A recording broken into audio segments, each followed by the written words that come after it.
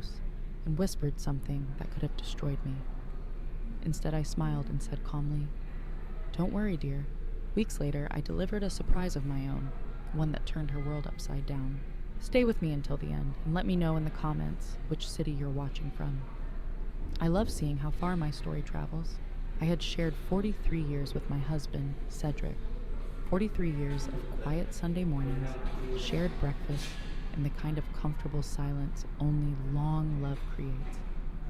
By 65, I thought I knew everything about him, our son Judd, and the life we'd built in our old colonial home.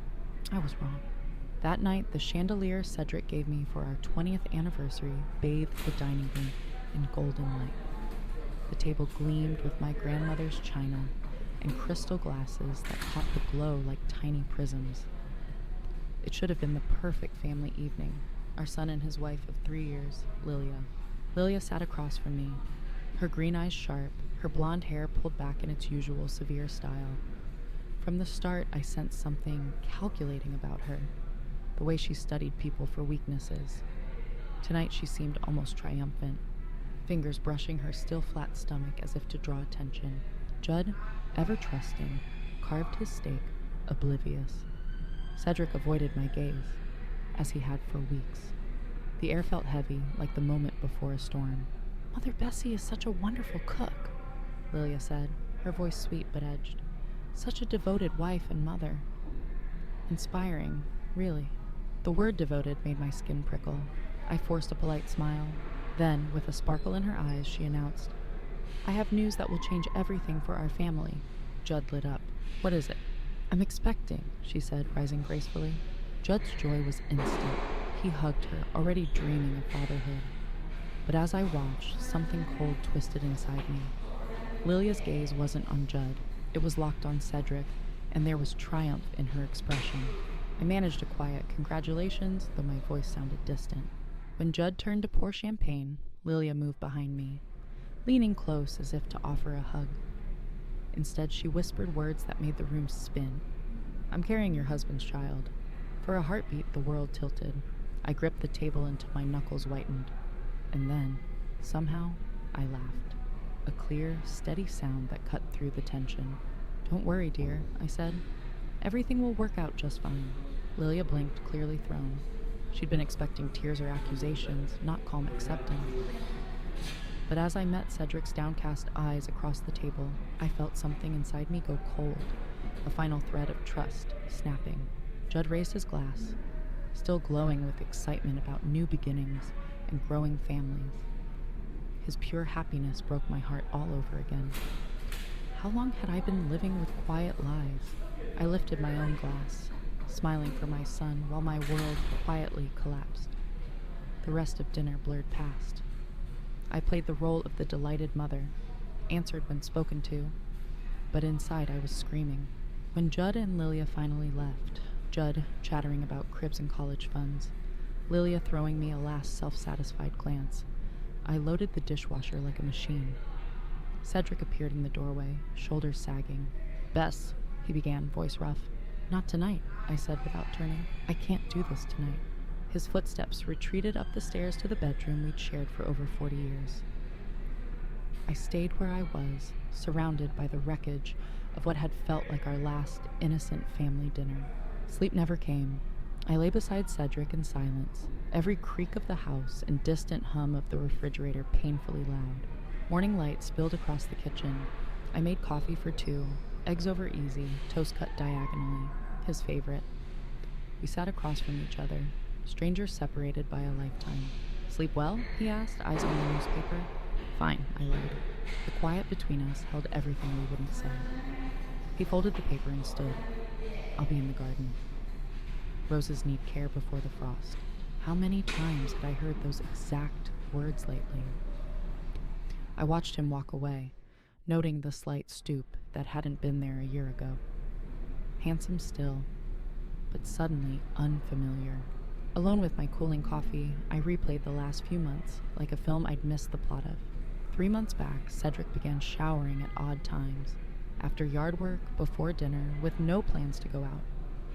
"Don't want to smell like soil," he'd said.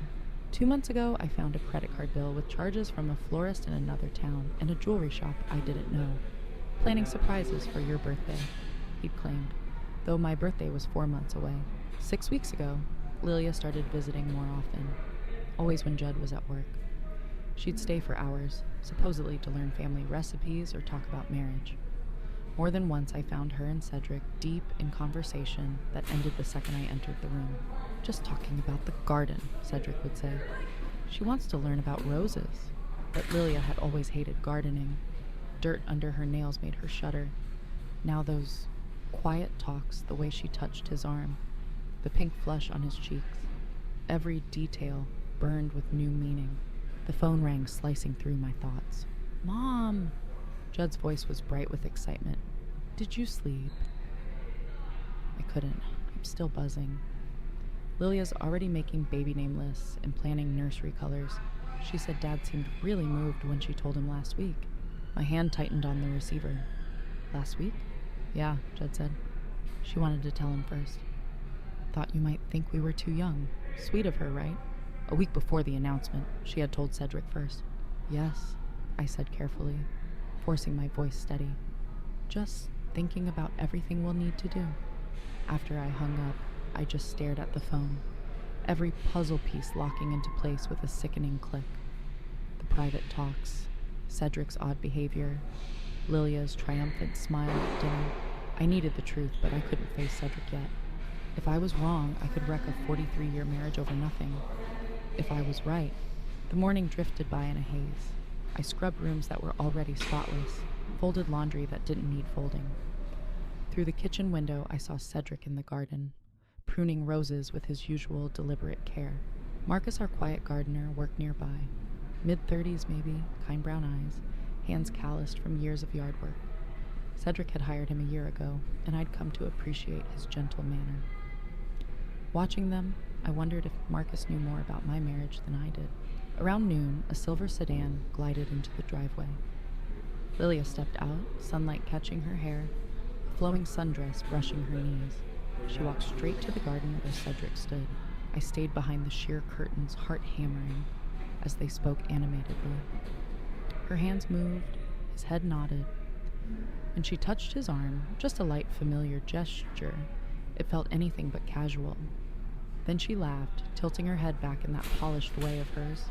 Cedric smiled, really smiled, a warmth I hadn't seen in months. A sharp ache gripped my chest. I stepped back, suddenly afraid of being seen watching my own husband. When I looked again, her car was already backing out. Cedric remained, but his movement seemed lighter, as if her visit had eased some hidden burden. That evening, he was almost cheerful at dinner, talking about roses, about spring planting, about becoming a grandfather. I studied him for signs of guilt, but saw only what looked like relief. "Lilia stopped by today," I said carefully. "Yes," he replied, cutting his pork chop with steady hands. "Sweet girl." "She's nervous about the baby. Wanted a little reassurance." "What kind of reassurance?" His knife hesitated, just a heartbeat. "Oh, you know, first-time mother worries. Whether she'll be good at it, whether the baby will be healthy. Ordinary things. But nothing about Lilia had ever struck me as ordinary, and this pregnancy felt anything but. That night, while Cedric slept, I made a decision. I couldn't live in guessing games. I needed the truth, because living with lies is far worse than facing painful reality. The next morning I began.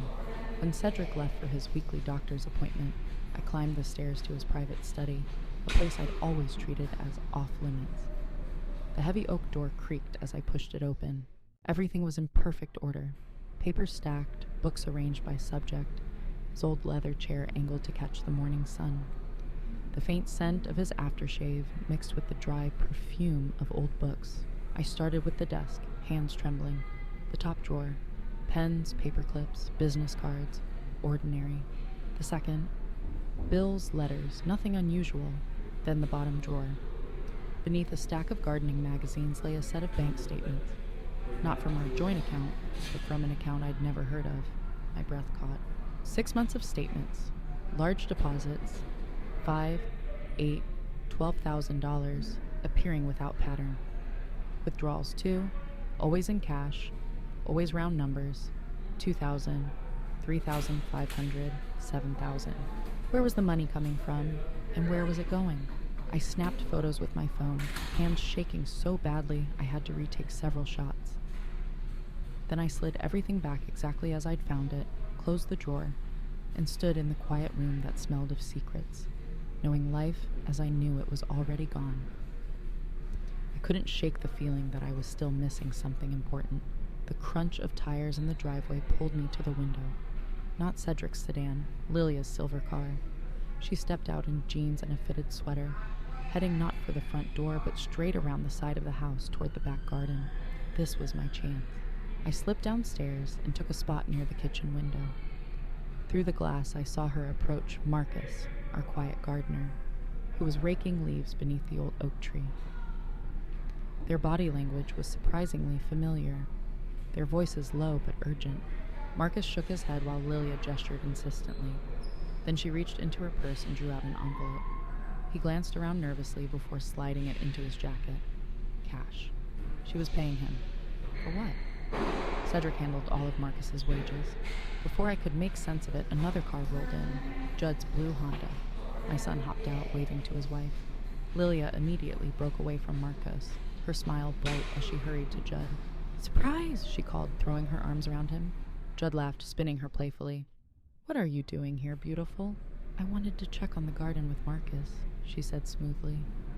"You know how I've been trying to learn more about plants since we found out about the baby."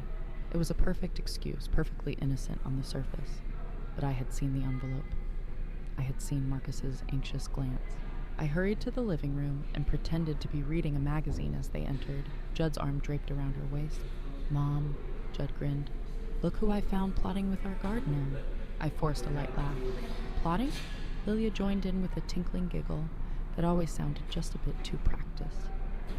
"I was asking Marcus about flowers for a baby's room. Maybe we could plant a little garden for our son or daughter." Son or daughter? But the baby wasn't Judd's, was it? "That's lovely," I heard myself say. "Yes, Marcus has been so helpful," she added, her eyes locking with mine in a way that felt like a silent challenge. "So understanding."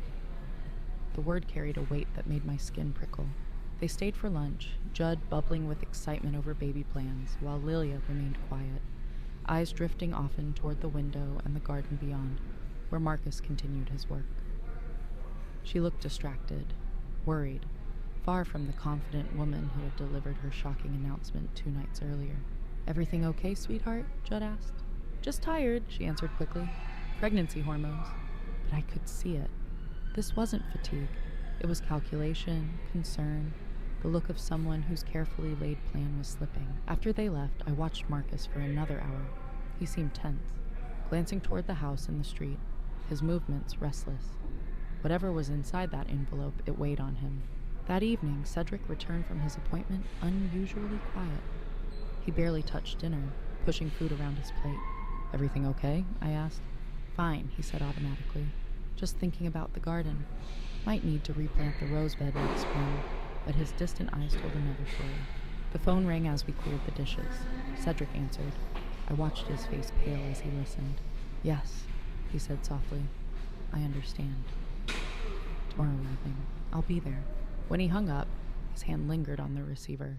"Who was that?" I asked. "No one important," he replied, voice strained. "I need to run an errand tomorrow after dinner.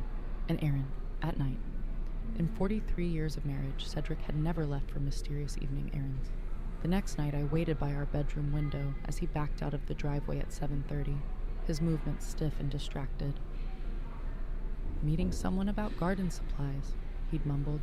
"Garden centers don't open at dusk." 20 minutes later, voices floated up from the backyard. I parted the curtains and froze. Under the dim glow of the garden shed's light, Lilia and Marcus stood close, their conversation urgent and heated. Even from the window, I could tell Marcus was agitated. His gestures were sharp and restless, while Lilia stood with arms folded, calm but unyielding. I couldn't hear a word, yet their movements spoke of a serious clash. Marcus finally threw his hands up and turned toward his truck. Lilia caught his arm, trying to stop him, but he shook his head and climbed inside. As his taillights disappeared, she remained beneath the security light, No longer the sweet young wife my son had married, but someone calculating, desperate, almost dangerous. An hour later, Cedric returned. He bypassed me without a word and shut himself in his study. Through the door, I caught the low rumble of urgent phone calls, though the words stayed just out of reach.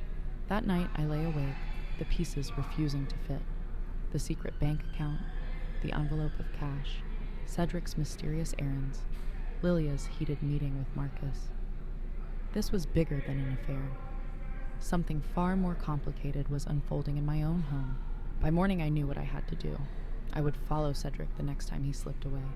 But first, I needed to search Judd's old room, the guest room where Lilia often lingered when she visited. A hunch told me her secrets ran deeper than anyone imagined.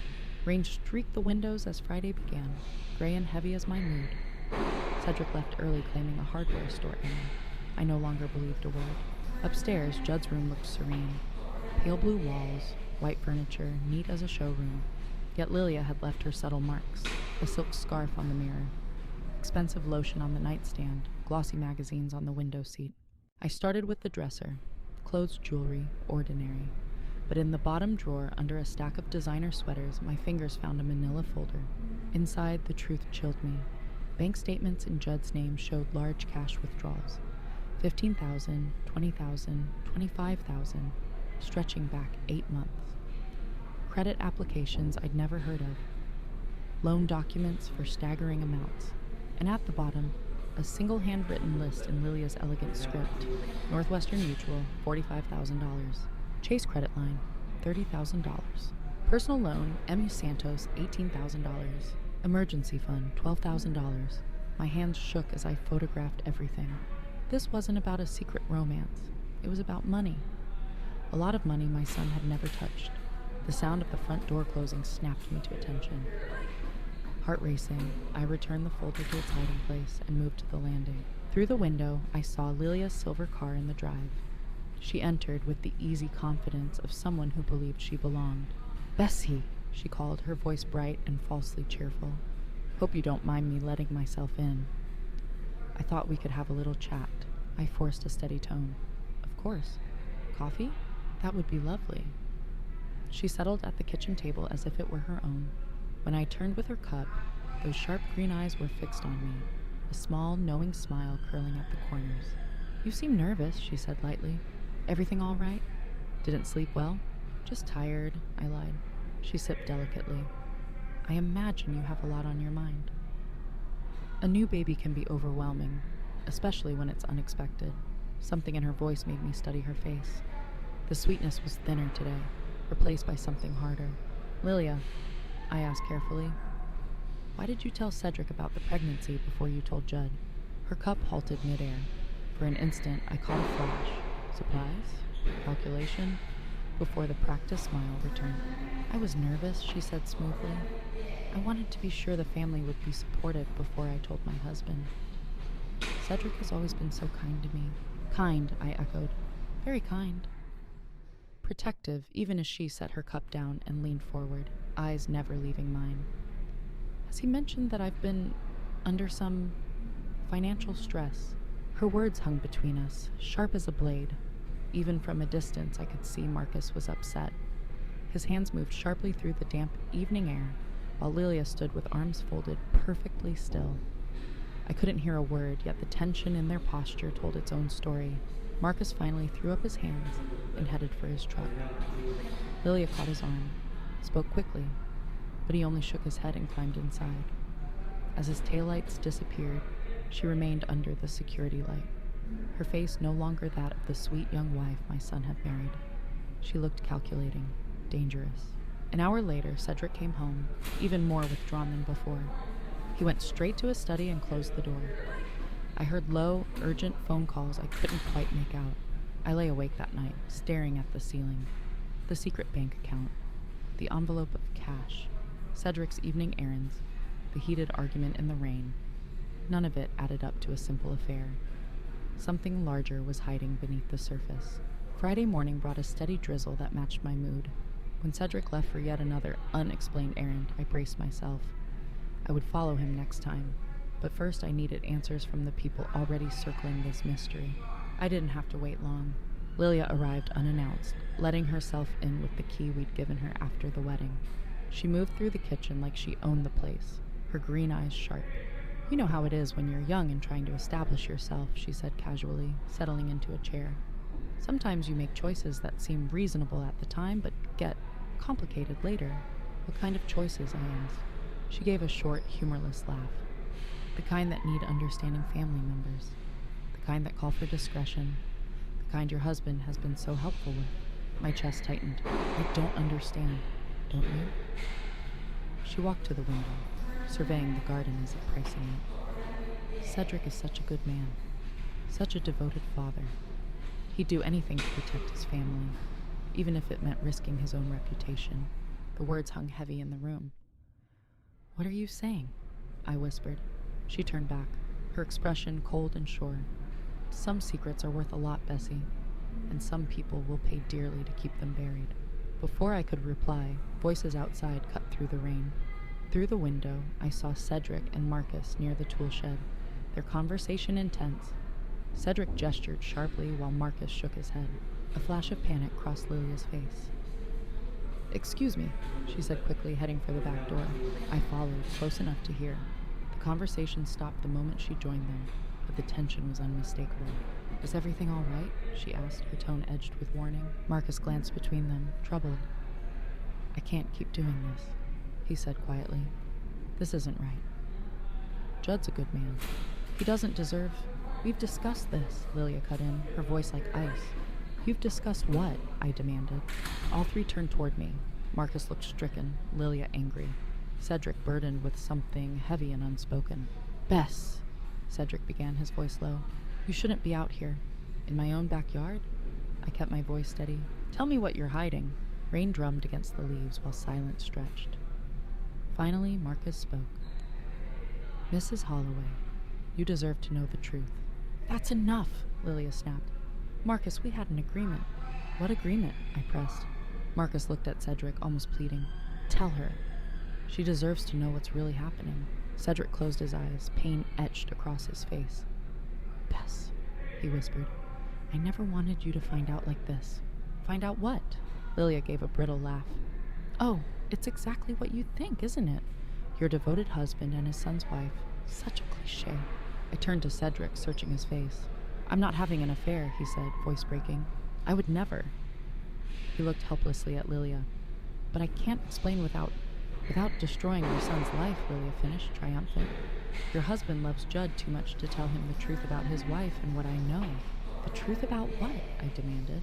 Marcus stepped forward, pale but resolute. "About the money," he said quietly. "About Judd's gambling debts. About the accounts she pushed him to open and the loans she convinced him to take." "Marcus signed," Lilia warned, but he continued, words tumbling out. "She's been blackmailing Mr. Holloway, threatening to ruin Judd unless Cedric cooperates. She even made it look like an affair to hide what she's really doing." My knees nearly gave way. Cedric nodded miserably. "Online poker. Sports betting. It started small, but now he owes over $100,000 to dangerous people. She's the one who led him into it, then offered help for a price." I turned to Lilia, who watched with a faint, chilling smile. "What price?" I asked. "Silence," she said softly. "Cooperation. A marriage that gives me access to your family's resources." Her hand moved to her stomach. "And security for the future. The baby," I whispered. Marcus's voice was quiet but firm. "It's mine." The rain fell harder, but I hardly felt it. The world seemed to tilt. Every truth I thought I knew dissolving into the storm. Everything I thought I knew about my family, my marriage, the quiet rhythm of our life was collapsing like sand through my fingers. Lilia clapped slowly, a sharp little smile curling her lips. "Well," she said, "I suppose the secret's out. The question is, Bessie, what are you going to do about it?" After the confrontation in the rain, I felt as if I'd been struck by a truck. For hours, I sat in the living room, staring at nothing. My son was drowning in gambling debt. My husband had been blackmailed into silence. My daughter-in-law was carrying the gardener's child, and I was left to find a way through the wreckage without destroying the people I loved. The next few days passed in a kind of suspended reality. Cedric and I moved around each other like ghosts, both of us aware that everything had changed, neither ready to speak the words out loud. He tried a few times, eyes haunted, but each time I raised a hand. Not yet, I told him. I need to think. And I did think about Judd's hidden addiction, about Cedric's quiet sacrifice to protect our son, about Lilia's tangled web of lies. But mostly I thought about Marcus. He quit the very next day, leaving only a note beneath a flower pot. I'm sorry for everything. I never meant for any of this to happen. I hope someday you can forgive me. I couldn't even be angry. Lilia was the spider. Marcus had simply been another fly caught in her web. A week later, fate handed me the final piece. That morning, I heard water running in the upstairs guest bath, the one connected to Judd's old room. Lilia was here again, making herself at home. I waited until I heard her footsteps heading downstairs, then climbed the stairs with a flimsy excuse about checking the faucet. The bathroom was spotless as always, only the faint trace of her expensive perfume lingering, except for a single white envelope tucked behind the toilet, slightly crumpled. My pulse quickened even before I opened it, some instinct telling me this mattered. Inside lay a single sheet of paper on GeneTech Laboratories' letterhead, a DNA test result dated just 3 days earlier. Mother, Lilia Catherine Holloway, child unborn. Alleged father 1, Judd Michael Holloway, excluded, 0% probability. Alleged father 2, Marcus Daniel Santos not excluded, 99.7% probability. My hands trembled. Here was the proof. The baby wasn't Judd's, and it certainly wasn't Cedric's, despite Lilia's earlier claim. It was Marcus's child, but why would she risk confirming the truth if she intended to pass the baby off as Judd's? Then it hit me like a cold wave. Insurance. This paper was her leverage, a weapon she could use whenever it suited her, to accuse Cedric of forcing her to lie, to play the victim, to keep us all in check. I heard footsteps on the stairs and folded the document fast, slipping it into my cardigan pocket just as Lilia appeared in the doorway. Bessie, she said evenly, I didn't know you were up here. Just making sure the water's off, I replied, meeting her gaze in the mirror. Old pipes can be tricky. She nodded, but her eyes narrowed slightly, calculating. How are you feeling? I asked, turning to face her. With the pregnancy, I mean. Fine, she answered carefully. A little tired. The doctor says everything looks normal. That's good. When's your next appointment? Next week, she paused. Judd's coming with me. So excited for the ultrasound. My heart ached for my son, his joy built entirely on lies. Lilia, I said softly, isn't there anything you want to tell me? For a moment, her mask slipped. I saw a flicker of uncertainty, maybe even guilt, but it vanished as quickly as it came. Like what? She asked lightly. The truth. We stood in that small bathroom, two women who both knew far more than we were willing to say. Finally, Lilia smiled, a sharp, predatory smile I'd come to know too well. The truth is subjective, isn't it, Bessie? She murmured. There's what really happened, and there's what people believe happened. And sometimes, belief is more powerful than facts. She moved past me toward the door, then paused, her voice suddenly casual. By the way, everything I thought I knew about my family, about my marriage, was disintegrating like sand in a storm. Lilia gave a slow, mocking clap. Well, she said lightly, I suppose the cat's out of the bag. The real question is, Bessie, what are you going to do about it? After the confrontation in the garden, I felt as though I'd been struck by a truck. For hours, I sat in silence, replaying every revelation. My son drowning in gambling debt, my husband blackmailed into pretending an affair, my daughter-in-law carrying the gardener's child, spinning a web of lies. The next days passed in a fog. Cedric and I moved around each other like ghosts, both aware that everything had changed, neither ready to speak. Each time he tried, I raised a hand. Not yet, I whispered. I need to think. And I did. Constantly. About Judd's addiction, Cedric's desperate sacrifice, and Lilia's ruthless manipulation. But most of all, I thought of Marcus. He'd quit the very next day, leaving only a note beneath a flower pot. I'm sorry for everything. I never meant for any of this to happen. I hope someday you can forgive me. I couldn't even be angry. Lilia was the spider. Marcus had simply been another caught in her web. A week later, fate handed me the final piece. That morning, I heard water running in the guest bathroom connected to Judd's old room. Lilia was here again, making herself at home. I waited until her footsteps faded downstairs, then climbed the stairs with the flimsiest excuse. Just checking the faucet. The bathroom sparkled as always, only the faint trace of her expensive perfume left behind. Except for a single white envelope, slightly crumpled, tucked behind the toilet. My pulse jumped. Inside was a single sheet of paper on GeneTech Laboratories letterhead. A DNA test dated only 3 days earlier. Mother, Lilia Catherine Holloway, child unborn.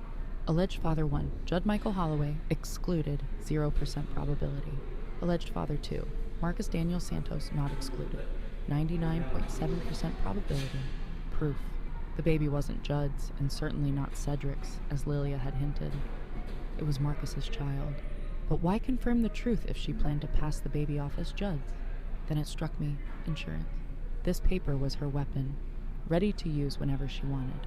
Evidence she could twist to destroy our family, or portray herself as a victim. Footsteps creaked on the stairs. I folded the document quickly and slipped it into my cardigan pocket just as Lilia appeared in the doorway. "Bessie," she said, voice carefully neutral. "I seem to have dropped something from my purse." "You haven't seen anything, have you?" My hand pressed against the envelope hidden in my pocket. "No," I replied evenly. "Nothing at all." She studied me for a long moment, then smiled faintly. "I'm sure it will turn up." Important things always do. After she left, I sat motionless, holding the paper that could end every lie. I could show it to Judd immediately, free Cedric from her blackmail. But it wasn't that simple. Judd would be shattered, not just by the false affair, but by the exposure of his gambling and debt. And Marcus, who had already fled in shame, would be dragged back into the storm. Yet I knew the truth had to surface, not in chaos, but in a way that protected the people I loved. That evening, I found Cedric in his study, staring blankly at papers. "Can we talk?" I asked. He nodded, and I laid the DNA test on the desk. His face went pale. "Where did you—" "She dropped it," I said quietly. He ran a hand through his hair, suddenly looking every one of his 72 years. "Bess, I can explain." "You don't need to." "I know you're not having an affair. I know she's been blackmailing you. I know about Judd's gambling." His eyes widened in shock. "Marcus told me before he left," I added gently. "Why didn't you come to me? Why didn't you trust me with the truth?" Tears welled in his eyes, the first I'd seen in 20 years. "Because I couldn't bear to watch you look at Judd the way you looked at your father," he whispered. The words hit me hard. My father's gambling had cost us our home when I was 16. Cedric knew those scars. "You thought I'd blame him?" "I thought it would break your heart," he said. "I thought I could handle it, pay the debts quietly, get him help before you ever had to know." But Lilia found out. She encouraged it, drew him deeper, then offered help, if I played along with her story. To give herself time, I realized aloud. He nodded. "Time to secure a place in this family. Time for a cover story when the baby didn't look like Judd." "She was going to blame you eventually," I said, lifting the paper. "Yes, make it look like I seduced her. Paint herself as the victim. She's clever," I admitted, "but not clever enough." I stood, smoothing my skirt, a calm resolve settling over me. "It's time for a family dinner," I said, "and this time I'll be the one with the surprises." Cedric's look of relief and admiration made 43 years of marriage feel worth every trial. I planned for 3 days with the precision of a strategist. Timing, menu, and the moment when Lilia's web would finally unravel. Thursday evening, I called Judd. "Just a family dinner," I said warmly. "I want to celebrate the baby properly this time." Judd was thrilled. "That's wonderful, Mom. Lilia will love this. She's been worried you were upset. This will mean so much. If only he knew." Saturday, I filled the house with comforting aromas. Pot roast, fresh bread, my grandmother's apple pie, the rich, familiar sense of Judd's childhood Sunday dinners. Cedric watched me work, equal parts admiration and quiet anxiety. "She expects drama," I told him. "We'll give her something she can't fight, quiet dignity and proof she can't dispute." Sunday afternoon, I set the table with our best china, the wedding set reserved for our most important occasions. Lilia arrived radiant, draped in a flowing dress that framed her small, growing bump. She looked every bit the triumphant, expectant mother, convinced she held all the power. "Bessie," she exclaimed, kissing my cheek with practiced affection. "Everything smells wonderful." She had no idea what was coming. "You've gone to so much trouble," Lilia said with a bright smile. No trouble at all, I answered smoothly. Family is worth every effort. Judd beamed, pulling out her chair. Isn't Mom amazing? She could open her own restaurant. Absolutely, Lilia agreed, though her eyes flicked toward me, cautious and searching. She couldn't decide if my good mood was relief or a trap. We made polite conversation over appetizers. Lilia describing pregnancy symptoms, Judd sharing work news, Cedric asking gentle questions about the due date. To anyone watching, we were a perfectly normal family celebrating new life.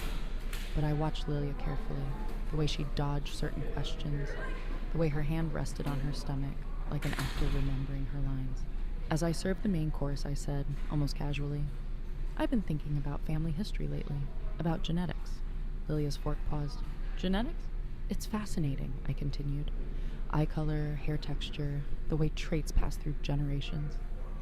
Judd has his father's eyes, but my stubborn chin. Judd chuckled. Thanks for that, Mom. I wonder what the baby will look like, I said lightly. Dark hair like Judd, or blonde like you, Lilia? Tall like the Holloways, or petite like you? Of course, science can predict so much these days. DNA testing, paternity confirmation. It's remarkable.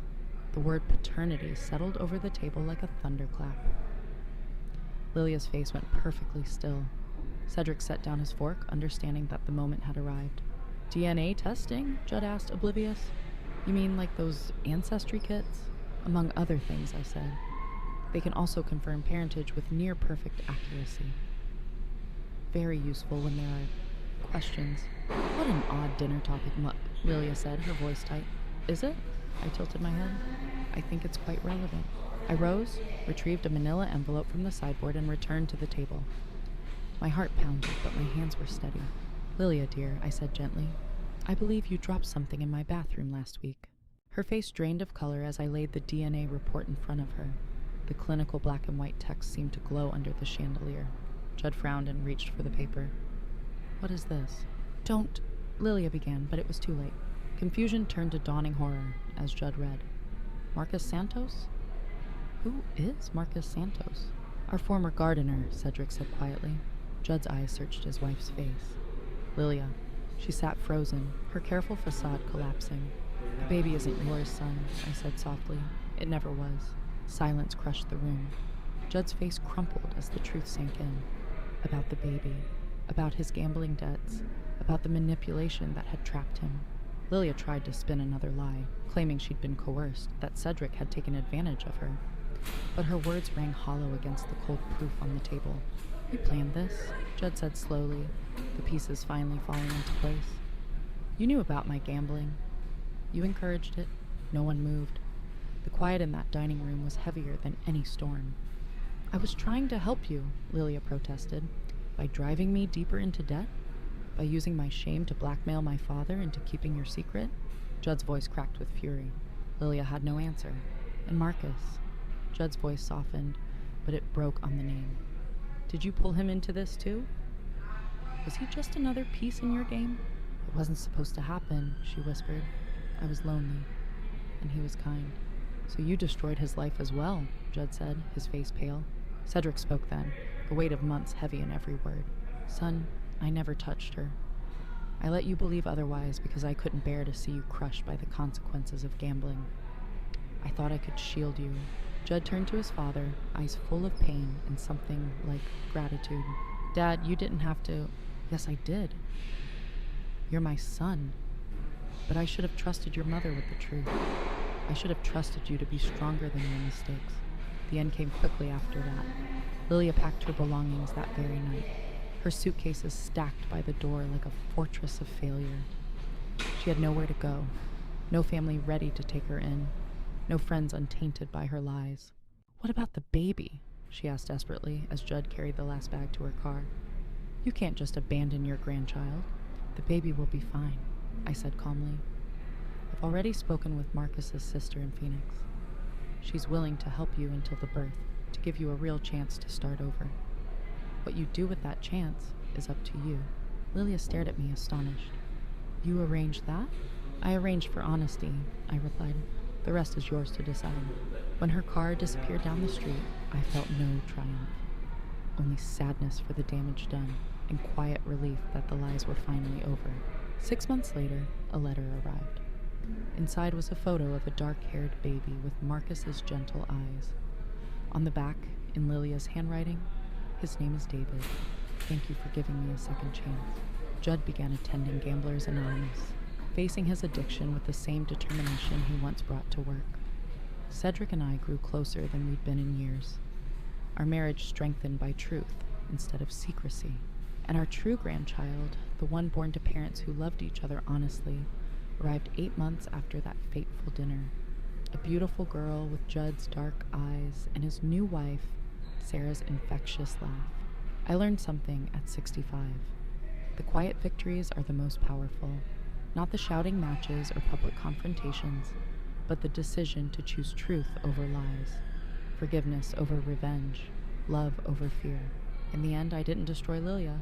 I simply removed her power to destroy us, and that made all the difference. Now I'd love to hear from you. What would you have done in my place? Have you faced a moment when telling the truth changed everything?